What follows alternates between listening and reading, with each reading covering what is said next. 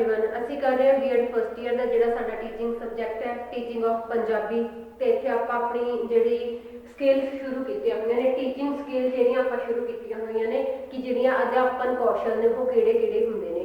ਜਿਵੇਂ ਪਿਛਲੇ ਲੈਕਚਰ ਦੀ ਗੱਲ ਕਰੀਏ ਤਾਂ ਆਪਾਂ ਪਿਛਲੇ ਲੈਕਚਰ ਵਿੱਚ ਗੱਲ ਕੀਤੀ ਸੀਗੀ अपने इलस्ट्रेशन की उदाहरण या फिर दृष्टांत कौशल की गल की सी।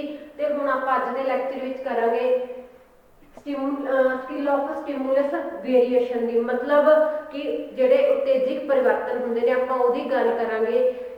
तो यह कौशल हुंदा जिहड़ा किवें असीं इहनूं सीख सकदे हां ते किवें असीं इहनूं जिहड़ा क्लास विच होए पढ़ाउंदे समय जिहड़ी वरतों कर सकदे हां, क्योंकि जिन्ना चिर टीचिंग विच जिहड़ियां टीचिंग दी स्किल्स ने वो चाहे क्वेश्चनिंग की स्किल होवे, चाहे एक्सप्लेनिंग की होवे, चाहे वो इलस्ट्रेशन की होवे ते चाहे वो स्टिमुलस वेरीएशन की गल होवे कि जिन्ना चिर आप स्किल यूज नहीं करते तो अपनी जी टीचिंग है वो इफेक्टिव नहीं मनी जाती। इसलिए टीचिंग को इफेक्टिव बनाने वास्ते अध्यापन कार्य सफल बनाने वास्ते सानू जिहड़े कई तरह के अध्यापन कौशल ने उहदी जिहड़ी वरतों अपने अध्यापन विच करनी पैंदी है। तो अज आपां गल कर रहे हैं इत्थे स्टिमुलस वेरीएशन की कि यह जिहड़ी स्किल है यह की हुंदी है, इस चीज़ का मतलब की फायदा होंदा गा जिहड़ा असीं पढ़ा रहे हैं आपां जदों अध्यापन कर रहे हैं तो इसका फिर साडे अध्यापन विच की फायदा होंदा गा। तो जिहड़े अध्यापन दा जिहड़ा उत्तेजित जिहड़ा परिवर्तन कौशल है वो तकनीकां ते साधन शामिल हन जिहड़ा विद्यार्थियों का जिहड़ा ध्यान आ वो श्रेणी विच जिहड़ा खिੱਚਦੀਆਂ ਹਨ, विषय वस्तु ਵੱਲ खिੱਚ के रखदियां ਹਨ। जो श्रेणी ਵਿੱਚ ਜਿਹੜੀਆਂ गतिविधियां ਚੱਲ ਰਹੀਆਂ ਨੇ ਉਹਨਾਂ ਵੱਲ ਖਿੱਚਦੀਆਂ ਹਨ। ਪੜਾਉਂਦੇ ਸਮੇਂ ਅਧਿਆਪਕ ਬਹੁਤ ਸਾਰੀਆਂ ਜਿਹੜੀਆਂ ਤਕਨੀਕਾਂ ਨੇ ਇਹ ਵਰਤੋਂ ਵਿੱਚ ਲਿਆਉਂਦਾ ਹੈ, ਜਿਵੇਂ ਉਸਦੇ ਹਾਵ ਭਾਵ ਹੋ ਗਏ, ਉਹਦੇ ਜਿਹੜਾ मूवमेंट्स हो गया, ਉਹਦਾ ਜਿਹੜਾ ਗੈਸਚਰ ਪੋਸਚਰ ਹੋ ਗਿਆ, ਉਹਦੀ ਜਿਹੜਾ ਆਪਾਂ ਕਹਿ ਦਈਏ ਕਿ ਅੰਗ ਸੰਚਾਲਨ ਹੋ ਗਿਆ, ਸਰੀਰਕ ਜਿਹੜੀਆਂ ਬਹੁਤ ਸਾਰੀਆਂ ਕਿਰਿਆਵਾਂ ਨੇ ਉਹ ਟਾਈਮ ਸਿਰ ਕਰਦੇ ਰਹਿੰਦੇ ਨੇ, ਜਿਹਦੇ ਨਾਲ ਕਿ ਜਿਹੜਾ ਵਿਦਿਆਰਥੀ ਨੇ ਉਹਨਾਂ ਦਾ ਜਿਹੜਾ ਧਿਆਨ ਹੈ ਉਹ ਜਿਹੜਾ टीचर पढ़ा रहा होंगे, जो विषय वस्तु का ज्ञान दे रहा होंगे तो जो उन्होंने ध्यान है बच्चे का उत्थे रहिंदा गा, क्योंकि जदों तक ये क्रियावां नहीं होंदियां तो बच्चे की आ सिर्फ किताब देखते तो रहंदे ने, समझते नहीं है। इसलिए बच्चों को एक्टिव रखने वास्ते सारिया जिहड़ियां स्किल्स ने, जिहड़े सारे कौशल ने, तकनीकां ने, इहदी जिहड़ी वरतों वो करनी पैंदी है। तो जेकर आपां गल करिए कि जिहड़े अपना उत्तेजित परिवर्तन कौशल आ इहदे विच किहड़े-किहड़े तत्त हो सकते हैं, किहड़े-किहड़े जिहड़े इहदे कंपोनेंट हो सकते हैं। आपां सब तो पहला गल करते हैं अंग संचालन की, मतलब कि आ मूवमेंट की। अंग संचालन का मतलब की हुंदा मूवमेंट करना, एक जगह तो दूसरी जगह पर जाना। जिवें आपां विद्यार्थियों को कुछ पूछ रहा, अध्यापक ने विद्यार्थियों को कुछ पूछा तो जिहड़ा पिछे खड़ा विद्यार्थी आंसर दे रहा तो अध्यापक जिहड़ा चल के उस तक पहुंचूगा। ये की है सारे की है जिहड़े उहदे अंग संचालन में आउंदे ने। होर अपने हत्थां बाहां दी उसकी वरतों करना, तो ये सारे की है अंग संचालन दे विच आउंदे ने, उहदे मूवमेंट दे विच आउंदे ने कि अपने हत्थां दी मूवमेंट किवें कर रहा, अपने पैरों की मूवमेंट मतलब एक जगह तो चल के दूसरी जगह पर जा रहा है। ये सारिया मूवमेंट की ने, यह अंग संचालन जिहड़ा उहदा फस्ट कंपोनेंट है उहदे विच आउंदियां ने। तो इस समय सानू कुछ गल्लां ने जिहड़ियां वो भी ध्यान रखनियां पैंदियां ने कि पढ़ाउंदे समय जिहड़ा अध्यापक दा श्रेणी विच इधरों उधर जाना, उधरों इधर जाना, कि जिहड़े गेड़े कड्ढने वो किते फालतू तो नहीं हैगे, जिन्नी सानू जरूरत है उस दे हिसाब नाल की है जिहड़ा अंग संचालन है जिहड़ा एक थां तो दूजी थां ते जाना हो उन्ना करना चाहिदा गा। अगे आपां जे गल करिए किरियावां, अपने हत्थां दा प्रयोग करना, अपने जिहड़े हाव भाव देने आ है ना, ते वो जिहड़ियां चीज़ां ने उहदे भी एक लिमिट तक होनी चाहिदी है। तो ਜਾਂ फिर जो आप हम इन्ना अपने जो अंग संचालन वो कर रहे किते आप इन्ने ज़्यादा तो नहीं कर रहे कि जी साडी क्लास है, जो स्टूडेंट वो डिस्टर्ब हो रहे हैं, जी क्लास की एकाग्रता वो भंग हो रही है। इस करके अंग संचालन के समय बहुत सारिया जो गल्लां ने वो ध्यान में रखनिया चाहिए ने कि जिहड़ा साडा मूवमेंट आ वो एक लिमिट के अंदर ही होना चाहिए। सानू बिना फालतू का जिहड़ा साडा फालतू च मूवमेंट है वो नहीं करना चाहिए। तो अगे दूसरी गल आ जाती है अपने हाव भाव की। हाव भाव का मतलब कि गैस्चर तो मतलब आ जाता है कि अपने चेहरे के हाव भाव बदलना। जिवें कोई इहो जिहा आपां क्वेश्चन पूछ लिया तो उसका आंसर अपनी सोच के मुताबिक ना आया, या कुछ हैरानी करने वाला आंसर आ गया, वो चीज़ ने साडे हाव भाव के जिहड़े साडे चेहरे तो साफ पता लगते हैं कि हुण जिहड़ा कि इहदा हाव भाव किहो जिहा, की इहदा मतलब किस तरीके के जिहड़े सिचुएशन आ क्रिएट की जा रही है। हाव भाव विच ਜਿਹੜੇ ਅਸ਼ਾਬਦਿਕ ਸੰਕੇਤਿਕ ਭਾਸ਼ਾ ਕਿਰਿਆਵਾਂ ਹੁੰਦੀਆਂ ਨੇ ਜਿਹੜੀਆਂ ਕਹੀਆਂ ਨਾ ਜਾ ਸਕਣ ਬਟ ਸਾਡੇ ਚਿਹਰੇ ਤੋਂ ਪਤਾ ਲੱਗਦਾ ਹੋਵੇ, ਹੈਰਾਨੀ ਕਰਨ ਵਾਲੀਆਂ ਹੋ ਗਈਆਂ ਜਿਹੜੀਆਂ, ਜਾਂ ਬਹੁਤੀ ਖੁਸ਼ੀ ਵਾਲੇ ਜਿਹੜੇ ਸਾਡੇ ਚਿਹਰੇ ਦੇ ਜਿਹੜੇ ਕੁਝ ਸਾਈਨ ਨੇ, ਅਸ਼ਾਬਦਿਕ ਸਾਈਨ ਹੁੰਦੇ ਆ, ਉਹ ਚੀਜ਼ਾਂ ਆ ਜਾਂਦੀਆਂ ਨੇ। ਜਾਂ ਫਿਰ ਬੋਲਣ ਸਮੇਂ ਜਿਵੇਂ ਆਪਣੇ ਹੱਥਾਂ ਦਾ ਪ੍ਰਯੋਗ ਕਰਨਾ, ਸੰਕੇਤਾਂ ਰਾਹੀਂ ਜਿਹੜੀ ਕਿਸੇ ਗੱਲ ਨੂੰ ਸਮਝਾਉਣਾ, ਉਹ ਵੀ ਕੀ ਆ ਸਾਡੇ ਹਾਵ ਭਾਵ ਚ ਆ ਜਾਂਦੀ ਆ। ਤੀਸਰੀ ਗੱਲ ਆ ਗਈ ਆਵਾਜ਼ ਪਰਿਵਰਤਨ ਦੀ। ਆਵਾਜ਼ ਪਰਿਵਰਤਨ ਚ ਕੀ ਹੁੰਦਾ ਗਾ?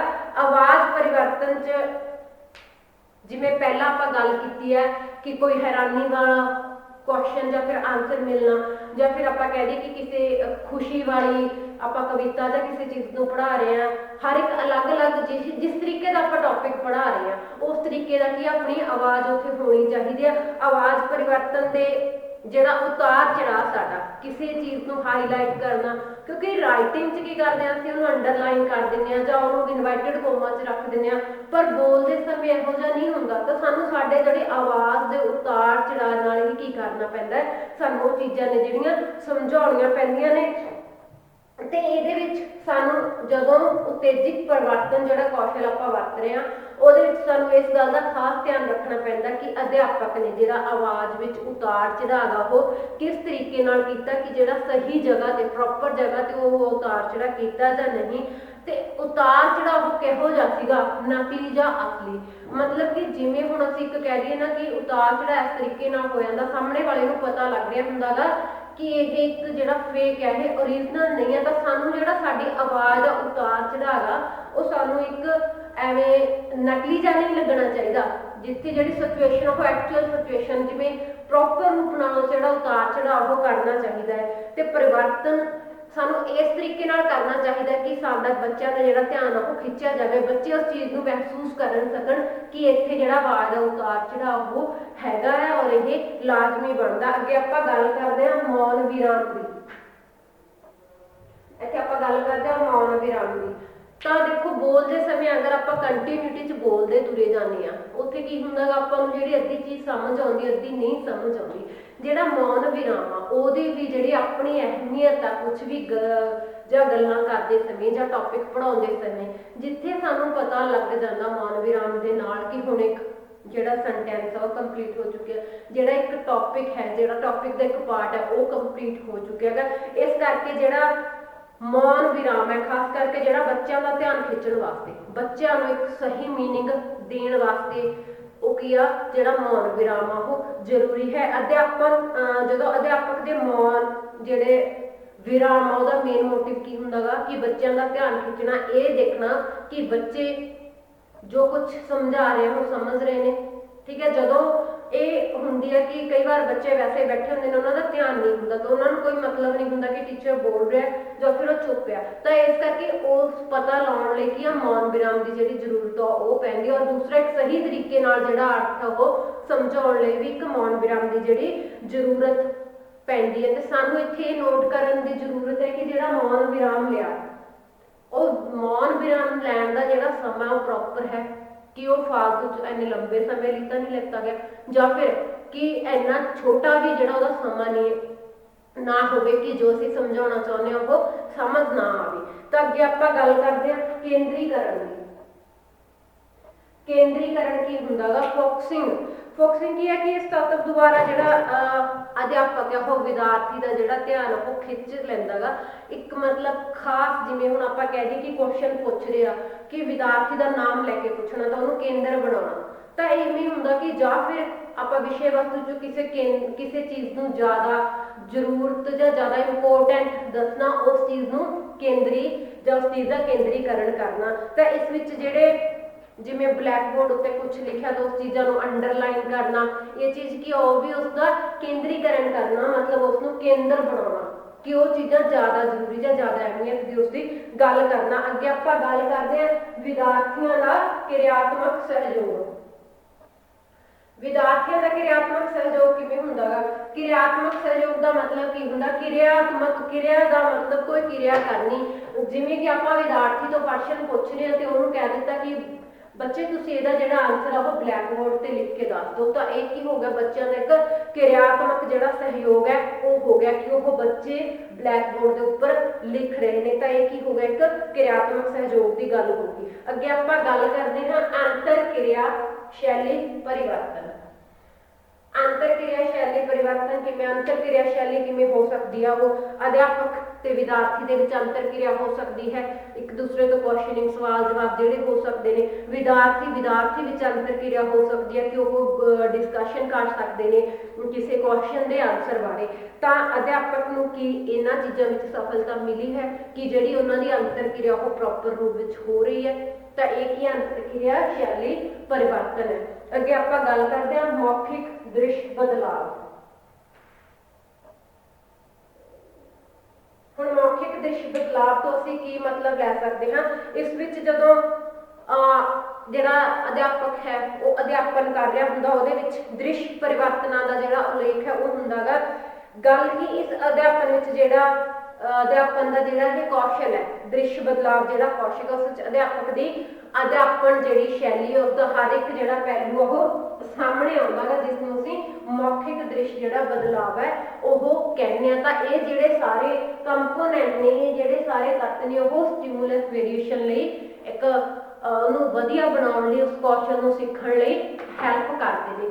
ਹੁਣ ਆਪਾਂ ਗੱਲ ਕਰ ਲਈਏ ਕਿ ਜੋ ਵਿਦਿਆਰਥੀ ਅਧਿਆਪਕ ਹੈ ਉਹ ਇਸ ਕੌਸ਼ਲ ਦੀ ਪ੍ਰੈਕਟਿਸ ਕਰ ਰਿਹਾ, ਸਟਿਮੂਲੇਸ਼ਨ ਵੈਰੀਏਸ਼ਨ ਦੀ ਜਿਹੜੀ ਉਹ ਪ੍ਰੈਕਟਿਸ ਚੱਲ ਰਹੀ ਹੈ, ਉਹਦੀ ਅਧਿਆਪਨ ਕਾਰਜ ਉਹਦਾ ਚੱਲ ਰਿਹਾ। ਤਾਂ ਉਹਦੇ ਲਈ ਉਹ ਕੀ ਕਰਦਾ, ਇੱਕ ਜਿਹੜਾ ਮਾਡਲ ਲੈਸਨ ਪਲਾਨ ਕਰਦਾ ਗਾ, ਮਾਈਕਰੋ ਲੈਸਨ ਹੁੰਦਾ ਜਿਹੜਾ ਇੱਕ ਆਦਰਸ਼ ਪਾਠ ਹੈ ਉਹਦੀ ਤਿਆਰੀ ਕਰਦਾ ਕਿ ਬੱਚੇ ਅੱਜ ਕਲਾਸ ਵਿੱਚ ਮੈਂ ਜਾ ਕੇ ਕੀ ਪੜ੍ਹਾਉਣਾ ਗਾ, ਤਾਂ ਕਿੱਥੋਂ ਮੈਂ ਇਹਦੀ ਸ਼ੁਰੂਆਤ ਕਰਨੀ ਆ, ਕਿਹੜੇ ਜਿਹੜੇ ਕੁਐਸਚਨ ਨੇ, ਜਿਹੜੇ ਪ੍ਰਸ਼ਨ ਨੇ ਉਹ ਮੈਂ ਵਿਦਿਆਰਥੀਆਂ ਨਾਲ ਸਾਂਝੇ ਕਰਨੇ ਆ, ਔਰ ਕਿਵੇਂ ਮੈਂ ਜਿਹੜਾ ਉਤੇਜਿਕ ਪਰਿਵਰਤਨ ਕੌਸ਼ਲ ਹੈ ਉਸਦੀ ਵਰਤੋਂ ਕਰਨੀ ਹੈ। ਤਾਂ ਆਪਾਂ ਇੱਕ ਇਹਦਾ ਲੈਸਨ ਪਲਾਨ ਕਰਦੇ, ਇਹਦਾ ਲੈਸਨ ਬਣਾ ਕੇ ਦੇਖਦੇ ਹਾਂ ਕਿ ਸਾਨੂੰ ਲੈਸਨ ਅਧਿਆਪਨ ਤੋਂ ਪਹਿਲਾਂ ਕੀ ਕੁਝ ਸਾਨੂੰ ਤਿਆਰ ਕਰਨਾ ਪੈਂਦਾ। ਜਿਵੇਂ ਆਪਾਂ ਹਰ ਸਕਿੱਲ ਵਿੱਚ ਆਪਦਾ ਲੈਸਨ ਪਲਾਨ ਕਰਦੇ ਹਾਂ ਆਪਣੀ ਸਕਿੱਲ ਦੇ ਅਕੋਰਡਿੰਗ, ਤੇ ਆਪਾਂ ਇਹਦੀ ਵੀ ਕਰਦੇ ਹਾਂ। ਜਿਵੇਂ ਸਭ ਤੋਂ ਪਹਿਲਾਂ ਜੋ ਵਿਦਿਆਰਥੀ ਟੀਚਿੰਗ ਕਰ ਰਿਹਾ ਹੈਗਾ, ਜਿਹੜਾ ਵਿਦਿਆਰਥੀ ਅਧਿਆਪਕ ਹੈ ਅਧਿਆਪਨ ਕਾਰਜ ਕਰ ਰਿਹਾ, ਉਹ ਇੱਕ ਛੋਟੀ ਜਿਹੀ ਇਨਫੋਰਮੇਸ਼ਨ ਲਿਖੂਗਾ, ਇੱਥੇ ਇੱਕ ਸੂਚਨਾ ਲਿਖ ਰਿਹਾ ਹੈਗਾ ਕਿ ਵਿਦਿਆਰਥੀ ਅਧਿਆਪਕ ਦਾ ਨਾਮ ਹੈ। ਆਪਾਂ ਮੰਨ ਲੈਂਦੇ ਹਾਂ ਕਿ ਇੱਕ ਅਧਿਆਪਕ ਹੈ, ਵਿਦਿਆਰਥੀ ਅਧਿਆਪਕ ਰਾਮ, ਉਹ ਇੱਥੇ ਅਧਿਆਪਨ ਕਾਰਜ ਕਰਨ ਆ ਰਿਹਾ। ਉਹਨੇ ਲਿਖਿਆ ਕਿ ਮੈਂ ਜਿਹੜਾ ਵਿਦਿਆਰਥੀ ਅਧਿਆਪਕ ਉਹ ਰਾਮ, ਵਿਸ਼ਾ ਕਿਸ ਵਿਸ਼ੇ ਵਿੱਚ ਉਹ ਜਿਹੜਾ ਟੀਚ ਕਰ ਰਿਹਾ, ਪੰਜਾਬੀ ਹੋ ਗਿਆ। ਪ੍ਰਸੰਗ ਉਹਨੇ ਕੀ ਟੌਪਿਕ ਕੀ ਲਿਆ, ਇੱਥੇ ਟੌਪਿਕ ਉਹਨੇ ਕੀ ਚੂਜ਼ ਕੀਤਾ, ਅਗਰ ਉਹ ਪੰਜਾਬੀ ਪੜ੍ਹਾ ਰਿਹਾ ਹੈਗਾ ਤਾਂ ਪੰਜਾਬੀ ਵਿੱਚ ਉਹ ਕਿਸ ਟੌਪਿਕ ਨੂੰ ਅੱਜ ਐਕਸਪਲੇਨ ਕਰੂਗਾ।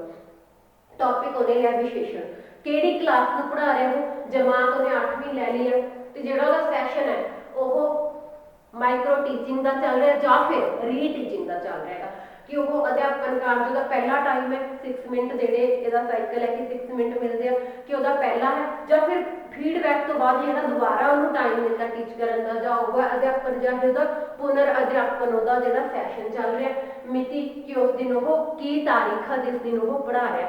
ਤੇ ਫਿਰ ਉਹਨੇ ਕਲਾਸ ਵਿੱਚ ਜਾਣ ਤੋਂ ਪਹਿਲਾਂ ਜੋ ਪਲੈਨਿੰਗ ਕੀਤੀ ਆ ਕਿ ਮੈਂ ਕਿਸ ਤਰੀਕੇ ਨਾਲ ਉੱਥੇ ਜਿਹੜਾ ਟੌਪਿਕ ਉਹ ਐਕਸਪਲੇਨ ਕਰਨਾ ਗਾ, ਕੀ ਕੁਝ ਮੈਂ ਬੱਚਿਆਂ ਨਾਲ ਜਿਹੜਾ ਸਾਂਝਾ ਕਰਨਾ ਗਾ ਉੱਥੇ। ਤਾਂ ਉੱਥੇ ਦੇਖੋ ਇੱਥੇ ਵਿਦਿਆਰਥੀ ਅਧਿਆਪਕ ਕਿਰਿਆਵਾਂ, ਸਭ ਤੋਂ ਪਹਿਲਾਂ ਆਪਾਂ ਗੱਲ ਕਰਦੇ ਹਾਂ ਵਿਦਿਆਰਥੀ ਅਧਿਆਪਕ ਜੋ ਉੱਥੇ ਟੀਚਰ ਆ ਰਿਹਾ ਉਹਦੀਆਂ ਜਿਹੜੀਆਂ ਕਿਰਿਆਵਾਂ ਨੇ। ਫਿਰ ਗੱਲ ਕਰਦੇ ਹਾਂ ਵਿਦਿਆਰਥੀ ਕਿਰਿਆਵਾਂ ਦੀ ਕਿ ਵਿਦਿਆਰਥੀ ਨੇ ਜਿਹੜੇ ਉਹਨਾਂ ਤੋਂ ਕਿਸ ਤਰੀਕੇ ਦੇ ਕੁਐਸਚਨ ਜਿਹੜੇ ਪੁੱਟ ਹੋਣੇ ਨੇ ਤੇ ਉਹਨਾਂ ਨੇ ਜਿਹੜੇ ਆਨਸਰ ਉਹ ਕੀ ਦੱਸੇ ਆ। ਤੇ ਫਿਰ ਗੱਲ ਕਰਦੇ ਹਾਂ ਆਪਾਂ ਇਸ ਕੌਸ਼ਲ ਦੀ ਕਿ ਉਤੇਜਿਕ ਪਰਿਵਰਤਨ ਕੌਸ਼ਲ ਤੱਤ, ਕਿ ਜਿਹੜੇ ਦੇ ਕੰਪੋਨੈਂਟਸ ਨੇ ਉਹ ਕੌਸ਼ਲ ਪੜ੍ਹਾਉਂਦੇ ਸਮੇਂ ਕਿਹੜੇ-ਕਿਹੜੇ ਇੱਥੇ ਯੂਜ਼ ਹੋਏ ਨੇ। ਤਾਂ ਸਭ ਤੋਂ ਪਹਿਲਾਂ ਜਿਵੇਂ ਆਪਾਂ ਗੱਲ ਕਰੀਏ ਕਿ ਜਿਹੜਾ ਵਿਦਿਆਰਥੀ ਅਧਿਆਪਕ ਹੈ, ਵਿਦਿਆਰਥੀ ਅਧਿਆਪਕ ਬੱਚਿਆਂ ਨੂੰ ਸੰਬੋਧਨ ਕਰਦਾ ਹੋਇਆ ਉਹ ਕਹਿ ਰਿਹਾ ਹੈਗਾ ਕਿ ਬੱਚਿਓ ਅੱਜ ਆਪਾਂ ਵਿਆਕਰਣ ਪੜ੍ਹਾਂਗੇ। ਆਪਾਂ ਪੰਜਾਬੀ ਦਾ ਆਪਣਾ ਜਿਹੜਾ ਲੈਕਚਰ ਹੈ, ਪੰਜਾਬੀ ਦਾ ਅੱਜ ਪੀਰੀਅਡ ਹੈ, ਤੇ ਉਹਦੇ ਵਿੱਚ ਆਪਾਂ ਵਿਆਕਰਣ ਪੜ੍ਹਾਂਗੇ। ਜਿਵੇਂ ਤੁਹਾਨੂੰ ਪਤਾ ਹੈ ਕਿ ਅਸੀਂ ਪਿਛਲੇ ਲੈਕਚਰ ਵਿੱਚ ਜਿਹੜਾ ਨਾਮ ਤੇ ਪੜਨਾਮ ਹੈ ਉਹ ਪੜ੍ਹ ਚੁੱਕੇ ਹਾਂ, ਤੇ ਅੱਜ ਅਸੀਂ ਇੱਥੇ ਵਿਸ਼ੇਸ਼ਣ ਜਿਹੜੇ ਪੜ੍ਹਾਂਗੇ। ਤਾਂ ਫਿਰ ਥੋੜਾ ਜਿਹਾ ਉਹ ਆਪਦਾ ਪਰਿਵਰਤਨ ਕਰਦਾ, ਆਵਾਜ਼ ਵਿੱਚ ਪਰਿਵਰਤਨ ਕਰਕੇ, ਜਿਵੇਂ ਇੱਥੇ ਆਵਾਜ਼ ਬਦਲੀ, ਉੱਥੇ ਆਵਾਜ਼ ਵਿੱਚ ਬਦਲ ਕੇ ਉਹਨੇ ਮਤਲਬ ਕਿਸ ਤਰੀਕੇ ਨਾਲ ਕੀਤਾ। ਜਿਵੇਂ ਪੁੱਛਿਆ ਕਿ ਤੁਹਾਨੂੰ ਪਤਾ ਹੈ ਵਿਸ਼ੇਸ਼ਣ ਕੀ ਹੁੰਦਾ ਗਾ, ਤਾਂ ਉਹਨੇ ਆਪਣਾ ਜਿਹੜਾ ਆਵਾਜ਼ ਜਿਹੜਾ ਉਤਾਰ ਜਿਹੜਾ ਉਹ ਕੀਤਾ ਗਾ।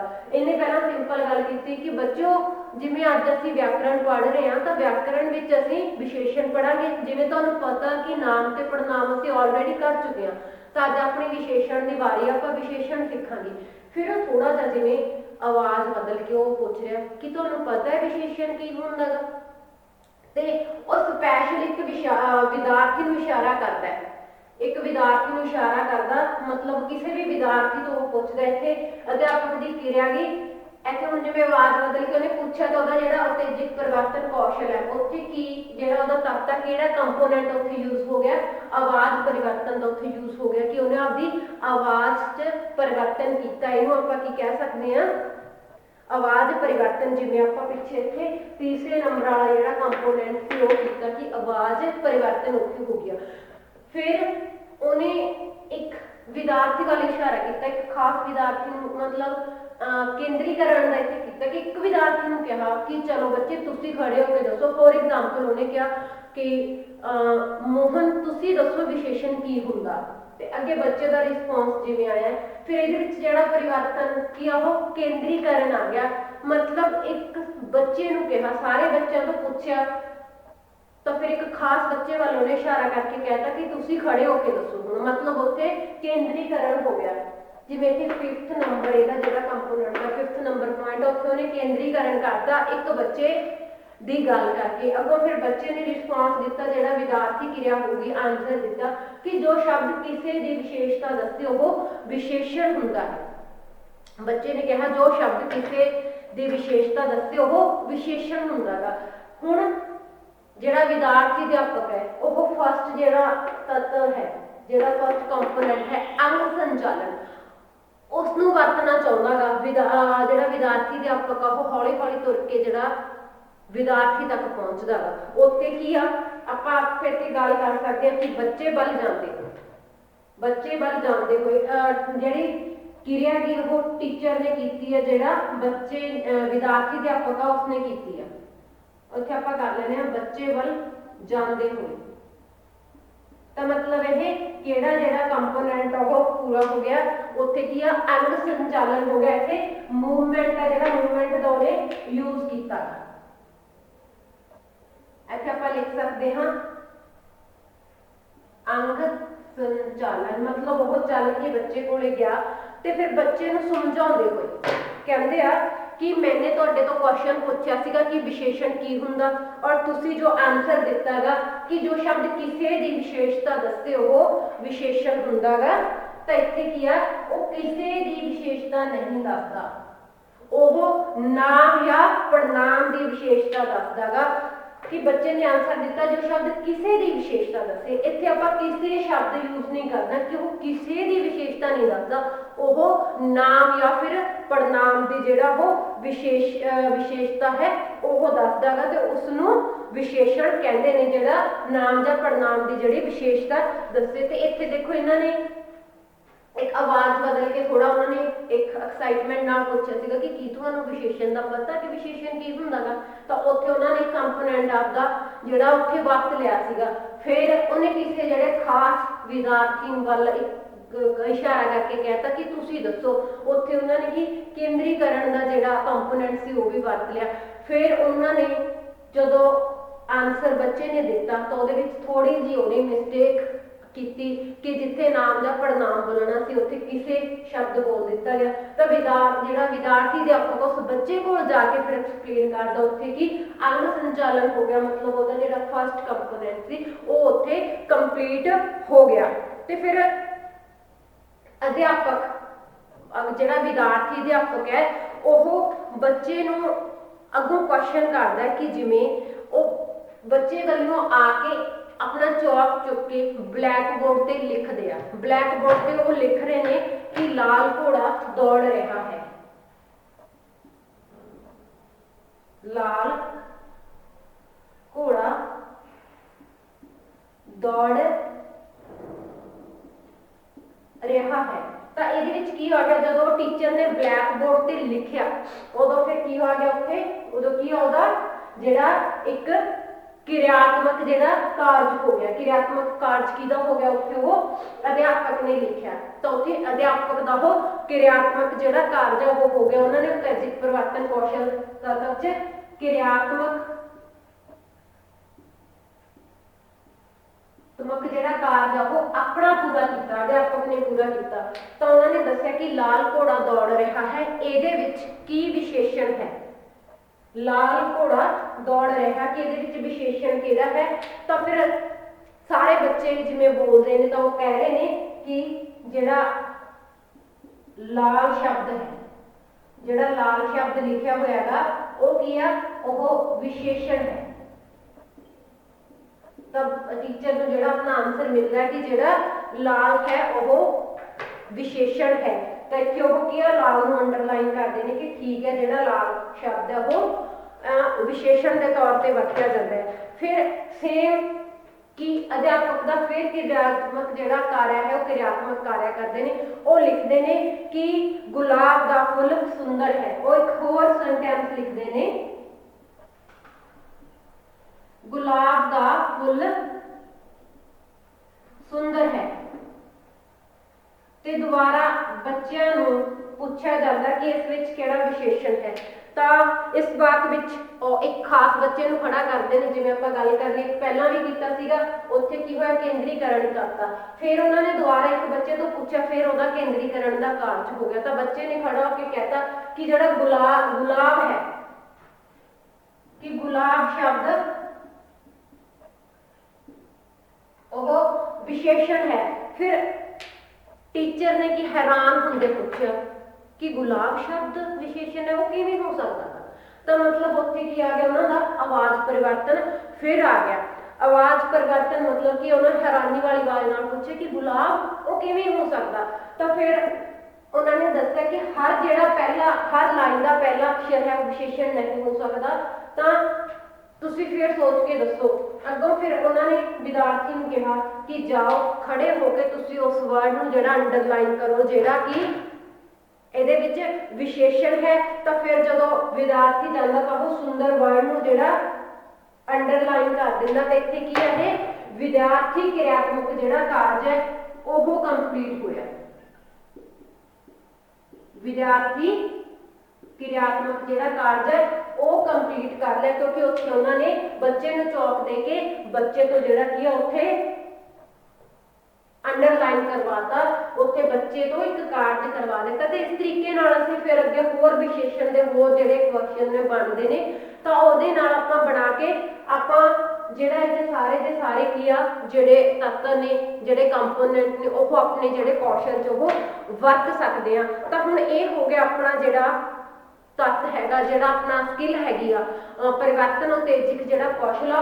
ਉਹਦੇ ਵਿੱਚ ਦੇਖੋ ਕਿਸ ਤਰ੍ਹਾਂ ਜਿਹੜੀ ਆਪਾਂ ਇੱਕ ਟੀਚਿੰਗ ਤੋਂ ਪਹਿਲਾਂ ਇੱਕ ਲੈਸਨ ਪਲਾਨ ਕਰਕੇ ਪਲਾਨਿੰਗ ਕੀਤੀ ਹੈ ਕਿ ਅੱਜ ਆਪਾਂ ਵਿਸ਼ੇਸ਼ਣ ਪੁੱਛਣਾ ਤਾਂ ਉਹਦੇ ਵਿੱਚ ਕਿਹੜੇ ਕਿਹੜੇ ਜਿਹੜੇ ਕੁਐਸਚਨ ਬਣ ਰਹੇ ਨੇ। ਫਿਰ ਜਦੋਂ ਉਹ ਟੀਚ ਕਰ ਰਿਹਾ ਗਾ ਤਾਂ ਟੀਚ ਕਰਦੇ ਸਮੇਂ ਕਿਹੜੇ ਕਿਹੜੇ ਜਿਹੜੇ ਉਹਨੇ ਪਰਿਵਰਤਨ ਕੌਸ਼ਲ ਦੇ ਜਿਹੜੇ ਉਤੇਜਕ ਪਰਿਵਰਤਨ ਕੌਸ਼ਲ ਦੇ ਜਿਹੜੇ ਕੰਪੋਨੈਂਟ ਨੇ ਉਹ ਕਿਸ ਕਿਸ ਤਰੀਕੇ ਨਾਲ ਉਹਨੇ ਕੰਪਲੀਟ ਕੀਤੇ ਨੇ, ਕਿ ਸਾਰੇ ਜਿਹੜੇ ਤੱਤ ਹੈ ਉਹਦੀ ਟੀਚਿੰਗ ਵਿੱਚ ਜਿਹੜੀ ਮਾਈਕਰੋ ਟੀਚਿੰਗ ਉਹਦੇ ਵਿੱਚ ਉਹਨੇ ਵਰਤ ਲਏ ਨੇ ਤਾਂ ਕਿ ਉਹ ਆਪਣਾ ਜਿਹੜਾ ਇੱਕ ਕੌਸ਼ਲ ਹੈ ਉਹ ਸਿੱਖ ਸਕੇ। ਤੇ ਫਿਰ ਆਪਾਂ ਗੱਲ ਕਰਦੇ ਹਾਂ ਜਿਵੇਂ ਕਿ ਇਹਦੇ ਵਿੱਚ ਇਹਨੇ ਨੇ ਜਿਹੜੇ ਤੱਤ ਹੈ ਇੱਕ ਪਾਠ ਵਿੱਚੋਂ ਸਾਰੇ ਇੱਕ ਟੀਚਿੰਗ ਵਿੱਚ ਸੈਸ਼ਨ ਵਿੱਚ ਉਹਨੇ ਆਪਣੇ ਵਰਤ ਲਏ ਨੇ। ਅੱਗੇ ਦਾ ਇਵੈਲੂਏਸ਼ਨ ਕਰਦੇ ਆ ਕਿ ਜਦੋਂ ਵਿਦਿਆਰਥੀ ਦੇ ਆਪਾਂ ਟੀਚਿੰਗ ਕਰ ਰਿਹਾ ਗਾ ਤਾਂ ਉਸਦੇ ਟੀਚਰ ਤੇ ਉਸਦੇ ਜਿਹੜੇ ਬਾਕੀ ਕਲਾਸਮੇਟਸ ਨੇ ਉਹਨੂੰ ਓਬਜ਼ਰਵ ਕਰ ਰਹੇ ਨੇ। ਫਿਰ ਓਬਜ਼ਰਵੇਸ਼ਨ ਤੋਂ ਬਾਅਦ ਉਹਨਾਂ ਕੋਲ ਥੋੜਾ ਡਿਸਕਸ਼ਨ ਦਾ ਟਾਈਮ ਹੁੰਦਾ ਤਾਂ ਫਿਰ ਉਹ ਡਿਸਕਸ਼ਨ ਕਰਦੇ ਨੇ ਕਿ ਕਿਹੜੇ ਜਿਹੜੇ ਕੌਸ਼ਲ ਤੱਤ ਨੇ, ਕਿਹੜੇ ਕੰਪੋਨੈਂਟਸ ਨੇ ਕੌਸ਼ਲ ਦੇ ਸਕਿੱਲ ਦੇ ਜਿਹੜੇ ਕੰਪੋਨੈਂਟ ਉਹਨੇ ਵਧੀਆ ਤਰੀਕੇ ਨਾਲ ਯੂਜ਼ ਕੀਤੇ ਨੇ, ਕਿਹੜੇ ਉਹਨੇ ਐਵਰੇਜ ਕੀਤੇ ਨੇ ਔਰ ਕਿਹੜਾ ਜਿਹੜਾ ਕੰਪੋਨੈਂਟ ਹੈ ਕਿ ਉਹਨੇ ਬਿਲਕੁਲ ਵੀ ਯੂਜ਼ ਨਹੀਂ ਕੀਤਾ। ਤੇ ਉੱਥੇ ਉਹਦੀਆਂ ਜਿਹੜੀਆਂ ਪੋਜ਼ਿਟਿਵ ਤੇ ਜਿਹੜੇ ਨੈਗੇਟਿਵ ਪੁਆਇੰਟ ਨੇ ਉਹਨਾਂ ਬਾਰੇ ਦੱਸਿਆ ਜਾਊਗਾ। ਤਾਂ ਫਿਰ ਬੱਚਾ ਕਿਹੜਾ ਦੁਬਾਰਾ ਜਿਹੜਾ ਅਧਿਆਪਨ ਕਰੂਗਾ। ਇਹ ਜਿਹੜੀ ਪ੍ਰਕਿਰਿਆ ਇਹਦਾ ਮੇਨ ਮੋਟਿਵ ਕੀ ਹੋਊਗਾ ਕਿ ਜਦੋਂ ਲੈਸਨ ਹੋ ਰਿਹਾ, ਜਦੋਂ ਮਾਈਕਰੋ ਟੀਚਿੰਗ ਹੋ ਰਹੀ ਆ, ਮਾਈਕਰੋ ਟੀਚਿੰਗ ਵਿੱਚ ਸਕਿੱਲ ਦੇ ਜਿੰਨੇ ਵੀ ਕੰਪੋਨੈਂਟ ਉਹ ਪ੍ਰੋਪਰ ਯੂਜ਼ ਵਿੱਚ ਆ ਸਕਣ। ਤਾਂ ਅੱਗੇ ਆਪਾਂ ਗੱਲ ਕਰਦੇ ਹਾਂ ਮੁਲਾਂਕਣ ਵਿਧੀ ਦੀ, ਇਹਦੀ ਇਵੈਲੂਏਸ਼ਨ ਦੀ, ਕਿ ਇਵੈਲੂਏਸ਼ਨ ਕਿਵੇਂ ਕੀਤੀ ਜਾਂਦੀ ਹੈ। ਹਰ ਜਿਹੜਾ ਸਕਿੱਲ ਹੈ, ਹਰ ਸਕਿੱਲ ਦੀ ਜਿਹੜੀ ਵੈਲਿਊਏਸ਼ਨ ਹੁੰਦੀ ਹੈ, ਕਿਉਂਕਿ ਹਰ ਸਕਿੱਲ ਦੇ ਜਿਹੜੇ ਕੰਪੋਨੈਂਟਸ ਨੇ ਉਹ ਅਲੱਗ-ਅਲੱਗ ਹੁੰਦੇ ਨੇ। ਉਹ ਜਿਹੜੇ ਕੰਪੋਨੈਂਟ ਹੁੰਦੇ ਨੇ ਉਹ ਕੀ ਆ, ਸਕਿੱਲ ਦੇ ਅਕੋਰਡਿੰਗ ਹੁੰਦੇ ਨੇ। ਹੁਣ ਜਿਹੜੇ ਕੁਐਸਚਨਿੰਗ ਵਾਲੇ ਆਪਾਂ ਅਗਰ ਕੰਪੋਨੈਂਟ ਦੀ ਗੱਲ ਕਰੀਏ ਤਾਂ ਉਹ ਜਿਹੜਾ ਸਟਿਮੂਲਸ ਵੇਰੀਏਸ਼ਨ ਦੀ ਸਕਿੱਲ ਉਹਦੇ ਵਿੱਚ ਉਹ ਕੰਪੋਨੈਂਟ ਨਹੀਂ ਆ ਸਕਦੇ। ਤਾਂ ਹਰ ਇੱਕ ਸਕਿੱਲ ਦੇ ਜਿਹੜੇ ਕੰਪੋਨੈਂਟ ਅਲੱਗ-ਅਲੱਗ ਹੁੰਦੇ ਨੇ, ਤਾਂ ਉਹ ਕੰਪੋਨੈਂਟ ਨੂੰ ਯੂਜ਼ ਕਰਨ ਦਾ ਤਰੀਕਾ ਵੀ ਹੈਗਾ ਉਹ ਅਲੱਗ-ਅਲੱਗ ਹੁੰਦਾ। ਤੇ ਹੁਣ ਆਪਾਂ ਗੱਲ ਕਰਦੇ ਹਾਂ ਇਹਦੀ ਇਵੈਲੂਏਸ਼ਨ ਦੀ ਕਿ ਕਿਵੇਂ ਹੋ ਸਕਦੀ ਆ। ਉਹੀ ਸੇਮ ਆਪਾਂ ਜਿਹੜਾ 1 2 3 4 5 6 ਆਪਾਂ ਇੰਨੇ ਪੁਆਇੰਟ ਦੇ ਦਿੱਤੇ ਆ। ਤੇ ਇਹ ਜਿਹੜੇ ਪੁਆਇੰਟ ਦੀ ਹੈਲਪ ਨਾਲ ਆਪਾਂ ਦੇਖ ਲਾਂਗੇ ਜਿਹੜੇ ਆਬਜ਼ਰਵ ਕਰ ਰਹੇ ਹੁੰਦੇ ਨੇ, ਜਿਹੜੇ ਆਬਜ਼ਰਵਰ ਹੁੰਦੇ ਨੇ ਉਹ ਕੀ ਆ, ਇਹਨਾਂ ਉੱਪਰ ਸਰਕਲ ਕਰ ਦਿੰਦੇ ਨੇ ਕਿ ਜਿਹੜੇ ਕੰਪੋਨੈਂਟ ਵਧੀਆ ਯੂਜ਼ ਕੀਤਾ, ਕਿਹੜਾ ਜਿਹੜਾ ਕੰਪੋਨੈਂਟ ਆ ਉਹ ਐਵਰੇਜ ਯੂਜ਼ ਹੋਇਆਗਾ। ਤਾਂ ਇਸ ਤਰੀਕੇ ਨਾਲ ਸਕਿੱਲ ਕਿੰਨੀ ਬੱਚੇ ਨੂੰ ਸਮਝ ਆਈ ਹੈ ਜਾਂ ਕਿੰਨੀ ਕੁ ਉਹਨੇ ਆਪਣੀ ਟੀਚਿੰਗ 'ਚ ਯੂਜ਼ ਕੀਤੀ ਹੈ, ਤਾਂ ਇਵੈਲੂਏਸ਼ਨ 'ਚ ਉਸ ਚੀਜ਼ ਦਾ ਪਤਾ ਲੱਗ ਜਾਂਦਾ। ਔਰ ਜਿੱਥੇ ਕਮੀਆਂ ਹੁੰਦੀਆਂ ਨੇ ਨੈਕਸਟ ਟਾਈਮ ਜਿਹੜਾ ਪੇਪਰ ਟੀਚਰ ਆ ਉਹ ਆਪਣੀਆਂ ਜਿਹੜੀਆਂ ਕਮੀਆਂ ਨੇ ਉਹ ਸੁਧਾਰਨ ਦੀ ਕੋਸ਼ਿਸ਼ ਕਰਦਾ। ਤਾਂ ਇਸ ਤਰੀਕੇ ਨਾਲ ਬਾਰ-ਬਾਰ ਜਦੋਂ ਟੀਚਿੰਗ ਹੁੰਦੀ ਹੈ, ਬਾਰ-ਬਾਰ ਆਬਜ਼ਰਵੇਸ਼ਨ ਹੁੰਦੀ ਹੈ, ਤਾਂ ਇੱਕ ਪ੍ਰੋਪਰ ਸਕਿੱਲ ਨੂੰ ਸਮਝਣ ਵਿੱਚ ਬਹੁਤ ਜ਼ਿਆਦਾ ਜਿਹੜੀ ਇਹ ਹੈਲਪਫੁਲ ਹੁੰਦੀ ਹੈ।